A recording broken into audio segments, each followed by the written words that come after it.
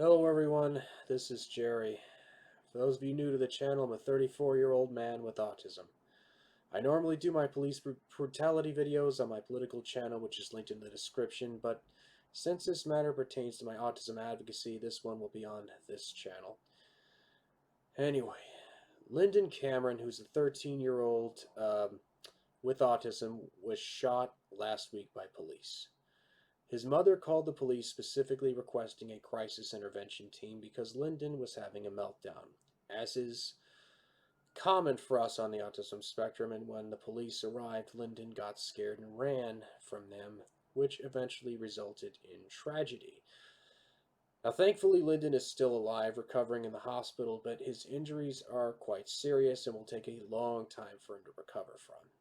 His mother, who witnessed the shooting, actually said in a recent interview linked in the description that she thought he was dead and was not informed that he was alive by police and was not allowed to visit him in the hospital.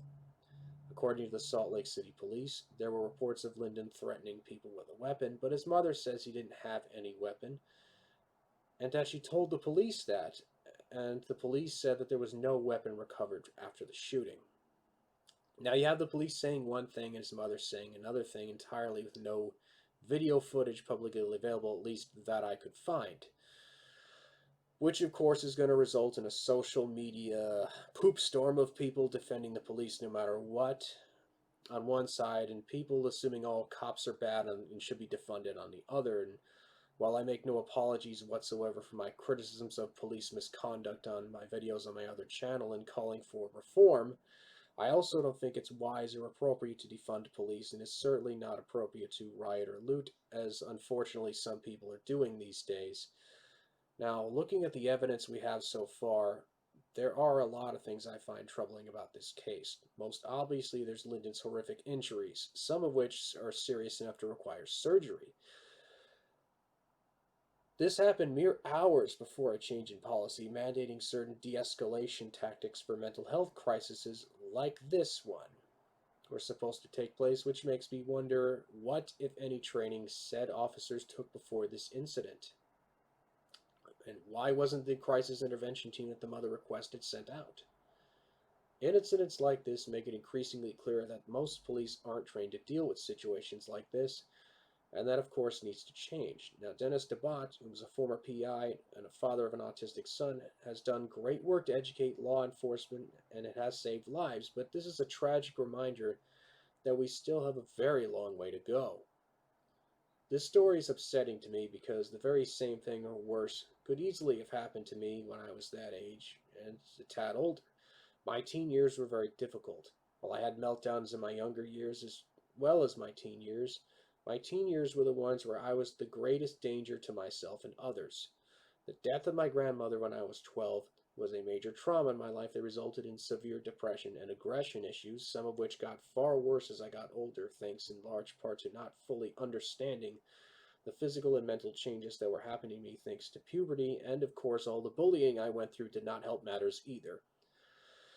I would often lash out, with my mother and my brother being the ones who took the worst of it. I had to take some fairly heavy-duty medication and intensive therapy to finally get control of that, but thankfully I eventually did, and have been medication-free since I was 18. Now, there are two particular incidents that stand out. The first was when I was 12 years old, where I became violent and the police had to be called.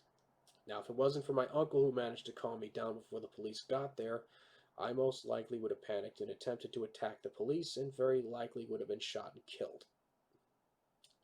And there's also another incident where I got into an argument with another uncle when I was 16, and he was watching me. I don't remember where my mother was, but I do remember that my dad, who owned an Italian restaurant at the time, was at work. While the incident didn't turn violent, I lied to him and said I was going for a walk, but what I really did was run away and go to my dad's restaurant.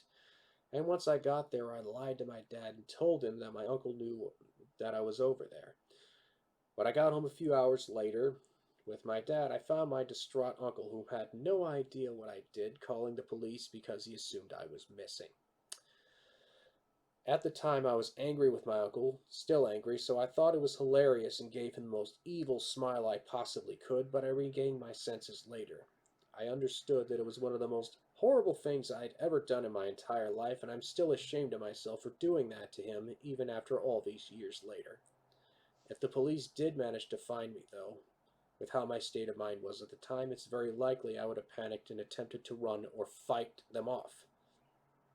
While I make no excuses for what I did in that second incident, the reason why decided